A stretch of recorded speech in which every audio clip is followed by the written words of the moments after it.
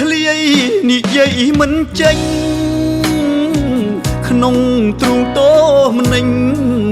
ចង់ជួបមុខអូពេលនេះចិត្តបងនឹកអូនស្ទើសូនឹកអូននឹកអូននឹកអូនគ្មានថ្ងៃរសាយបាយក៏មិននឹកទឹកក៏មិនស្រេករលឹកអូនពេកណាស្រងឆោមឆាយអូនព្រមរៀបការក៏ព្រោះអ្នកម្ដាយពងរត់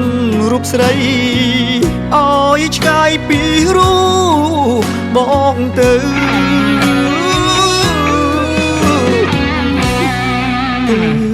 នៅស្រុកគេសុខទុកយ៉ាងណា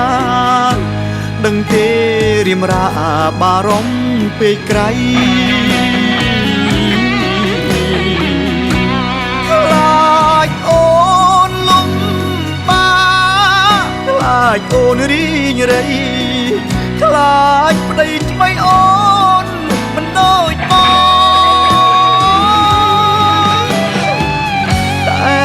ហើយគ្រប់យ៉ាងគ្រាន់ជាអារម្មណ៍សង្ឃឹមមានមុំអូនសុខសប្បាយបងសូមជូនពរអង្គពីចិត្តកាយសូមស្រស់ឆោមឆាយអូនសុខសប្បាយរៀងអើយ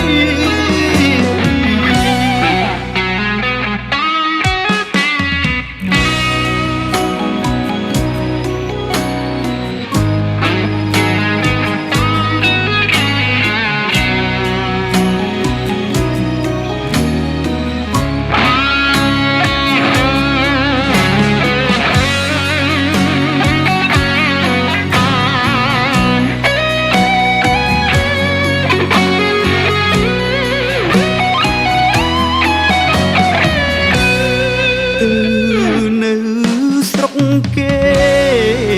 សុខទុកយ៉ាងណាដឹងទេ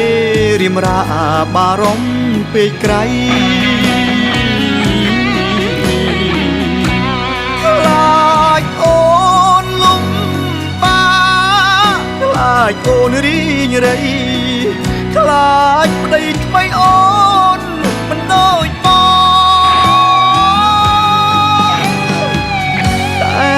ហើយគ្រប់យ៉ាងគ្រាន់ជាអារម្មណ៍សង្ឃឹមមានមុំអូនសុខសប្បាយ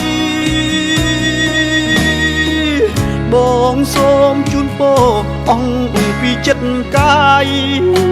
សូមស្រស់ឆោមឆាយអូនសុខសប្បាយរៀងអើ